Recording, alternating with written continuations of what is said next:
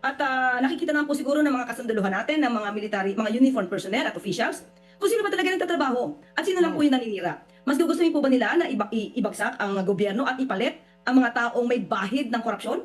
Yung mga hindi makapag-explain tungkol sa kanilang mga confidential funds? Kumari ko talaga yung talaga malakas ang saltik sa ulo. Alam mo yun? Alam ng kasundaluhan kung sino yung nagtatrabaho at kung sino yung naninira lang.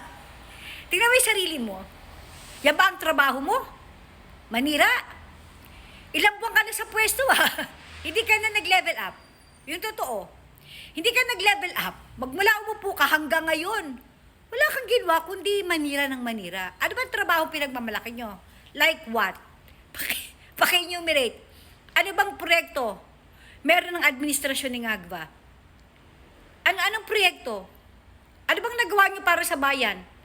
Bakit hindi kayo mahal ng tao bayan kung meron talaga kayong ginagawa para sa kanila? Di ba? Bakit sa kabila ng ginagawa nyong araw-araw na panira sa mga Duterte, ayon sa daig si Duterte, hindi siya nawawalan ng bantay?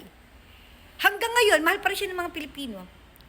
Kahit nga nakakulong nanalo pa rin mayor. Di ba? Ano yung mas gugustuhin daw ba ng mga kasundaluhan na ibagsak ang gobyerno at ipalit yung mga may bahid ng korupsyon? Sino ang may bahid ng korupsyon? May I just remind you again, Mare, sa Guinness Book of Record, ang tatay ni Dayunyor, ang ang nakatalado na greatest robbery of a government. Okay? Ang nanay niya, si Mel Dific, found guilty beyond reasonable doubt para sa kasong graft and corruption. Si Ngagva, as far as I remember, hanapin ko lang yung video niya convicted yan ng tax evasion. Basta talaga pagkakaperahan, may issue pamilyang yan. I mean, come on. Siyempre may bahid na korupsyon. Sino? Na hindi makapag-explain ng kanyang confidential funds. Confidential fund? What the fuck? Ang confidential funds ni Ngagva, hina ang halos 5 bilyon. Bilyon na bilyon. As in bangag. Mahina ang halos 5 bilyon na confidential funds, meron si Bangag. Hindi pa nga niya na-explain niya kung saan napunta. Hindi pa pinag-usapan pa nga sa Congress yan.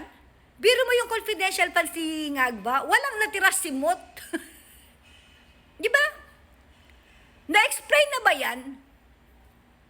Compared to 125 million na well-explained, pinakamatibay dito ay yung ibinigay ng COA na unmodified opinion. Mula umupo si Vice President 2023, 2024, 2025. Pero pag ganyan si Ngagva, ang luma na issue mo, confidential funds. Ang luma. My God, wala kayong trabaho kundi Duterte. Kaya pa na yung pagnakaw nyo sa kaban ng bayan sa dami lang binabayaran nyo. Di ba? Para lang ma-destroy nyo. Masira nyo mga Duterte. Alam mo mga Duterte, hindi nila kailangan magbayad ng kung ano-ano. Sabihin nyo pa, mga destabilizer, yung mga nagrarally, or dapat hulihin, aresto yung mga destabilizer. Sinagba hulihin nyo. Siya yung destabilizer ng gobyerno. He is very much unfit. Yung 3 years na napag-upo niya, tingnan mo kung ano nangyari sa Pilipinas. Sino ba talaga nagde-destabilize ang gobyerno? Di si Ngagva mismo. Mari magbago ka na ng style. At saka tinatanong ng taong bayan kung kailan ka daw mag-absent. Kahit pa ilang days lang naman daw. Para naman makagaan din sa buhay at magkaroon ng good vibes. Para sa mga mamamayang Pilipino.